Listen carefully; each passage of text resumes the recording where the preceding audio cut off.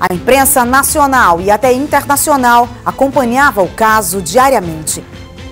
A imprensa na época não tinha padrão ético nenhum. Ela condenava e ela começou a condenar os taxistas antes do julgamento. Todo mundo era bandido, era assassino, tinha matado o Delmo. Deputado na Assembleia Legislativa do Pará se pronunciando, ou seja, por isso que eu tô, ganhou dimensão.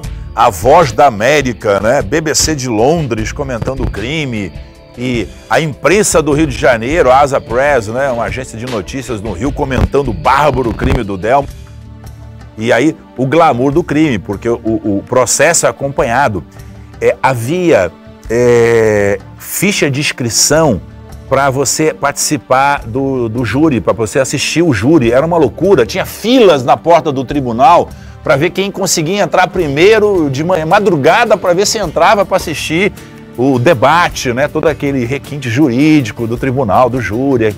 E aquilo ganhava dimensão, e a imprensa acompanhando, as manchetes do jornal, a rádio transmitindo quase que ao vivo.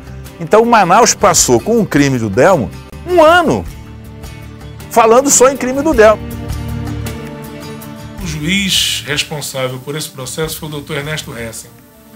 Ele teve, na verdade, um trabalho muito grande, foi um trabalho intenso, com a ouvida de várias testemunhas, com diversos réus que ficaram, na verdade, presos. Alguns foram efetivamente beneficiados com a soltura, mas a ouvida das testemunhas não foi um processo tão fácil, não haviam as facilidades que a informática nos proporciona hoje em dia.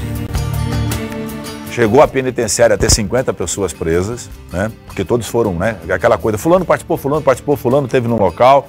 E é claro que foi se depurando, né? Foram para os bancos dos réus, né? Iriam 28, um se matou, que é o Silvio, diz que por arrependimento. Eu não acredito que ele tenha se matado por arrependimento. Eu acho que houve alguma execução dentro da penitenciária. E aí o processo começa a rolar naturalmente. Tiveram 18 condenados. Então a justiça, sim, fez seu papel dos condenados. A média foi de 20 a 30 anos de prisão, mais ou menos, né? A maioria dos condenados era alfabetizado, a maioria choferes, né? E interessante é que boa parte deles eram nordestinos, né? Dos indiciados tinha também um português, 2 portugueses indiciados que estavam envolvidos também nesse crime. A pressão da população era muito grande, o governador do estado estava muito empenhado no andar desse processo, que se resolvesse de forma rápida, para evitar outro tipo de incidente, né? E eu creio que a justiça, sim, fez o seu papel, condenou, chegou a quem tinha culpa realmente, né? E fez as condenações que eram necessárias. Um ano depois do julgamento dos motoristas, a verdade sobre o assalto à Serraria Pereira começa a vir à tona. 2 taxistas que cumpriam pena pela morte de Delmo foram revelados como comparsas do estudante.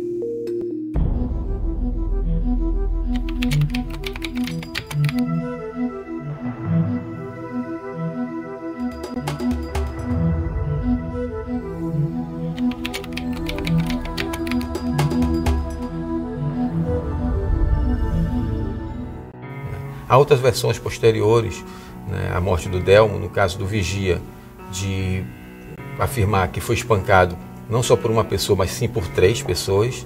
E também um relato de um guarda municipal que viu o Delmo e mais 2 choferes de táxi, conhecido pela alcunha de Tambaqui e Pirulito, né, que estavam bebendo junto na noite anterior ao crime, né. E o interessante é que o Tambaqui e o Pirulito estavam envolvidos no assassinato do Delmo, né, e eles eram os que mais incentivavam, né, esse tipo de vingança.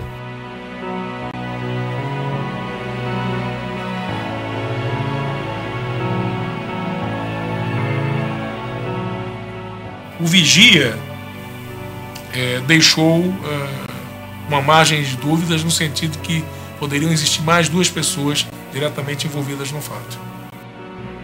O padre é a única pessoa, na verdade, que sabe tudo ocorrido, né, na noite de 31 de janeiro. Delmo confessou ao padre. Antes de ser assassinado, ele fez uma confissão, né? Só que isso aí, só quem vai ficar de posse dessa informação, na verdade, é a igreja, né? O que os taxistas queriam? eles não queriam matar inicialmente o Delmo. O que eles queriam é que o Delmo dissesse quem lhe ajudou a matar o José Honório. O Delmo nunca quis dizer que o José Honório era amigo e colega do assalto à serraria. Mas não era só da serraria. Em outros crimes no passado, há empresas famosas na época, Souza Arnoldo, né? E também ele já tinha participado de outros crimes. E existia taxistas que davam cobertura para alguns criminosos na cidade, ou seja, fazia o transporte de alguns assaltantes, e esse José Honório, que o Delmo matou. Mas matou por quê? Por que matou o José Honório? Porque achava que o José Honório ia revelar o assalto que ele fez à serraria do pai. E havia dúvida se o vigia ia sobreviver ou não, porque o vigia não morreu na hora, ele foi espancado com uma chave inglesa, sangrou muito, foi violentamente, ficou dias no hospital, teve uma pequena traumatismo craniano, e ali ficou a dúvida, pô, o cara vai contar.